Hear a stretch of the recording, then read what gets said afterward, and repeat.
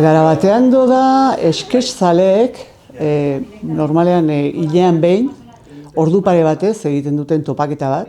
Marrazkia, margoa, kolorea, baina ez dauka formato zehatz bat. Izan daiteke akuarelaz, izan daiteke txuri beltzean, izan daiteke pastela, bakoitzak nahi duena, eta bakoitzak nahi duen eran, nondik sortu zena, Juncal Alfonso izan zuen idea, berak bazekien zer aurretik ere, eta bera hasi zen poliki-poliki, eta egun saio.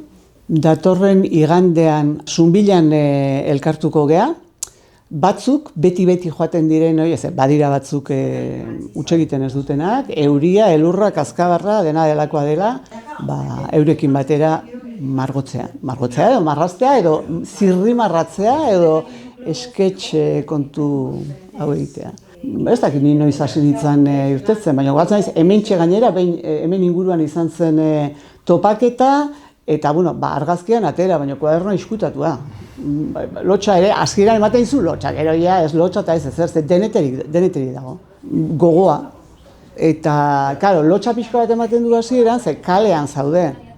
Eta ezagun bat pasatzen da, eta egia da jendeari jakimina sortzen zaiola, eta hurbiltzen da, eta, klaro, ziurtasunik ez baldin baduzu, pixkatzea, ez.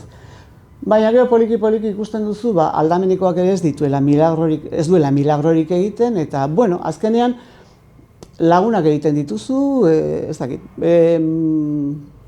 atsegina da, eta ez dago inungo presiorik, ez zait atera, ez atera. Gero niri asko gustatzen zait besteen kuadernoak ere ikustea. Zen, ikusten duzu, ikasten duzu, eta gozatzen duzu, esan zu.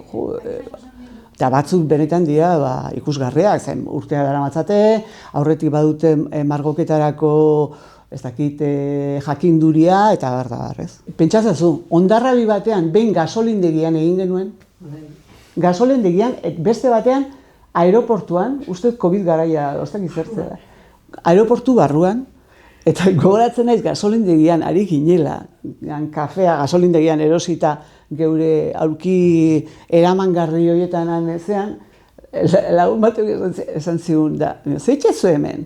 Hemen txenezka margotzea etorri geha, ez da bai ongo Hondarrabin Tokio berik gasolindegia baino.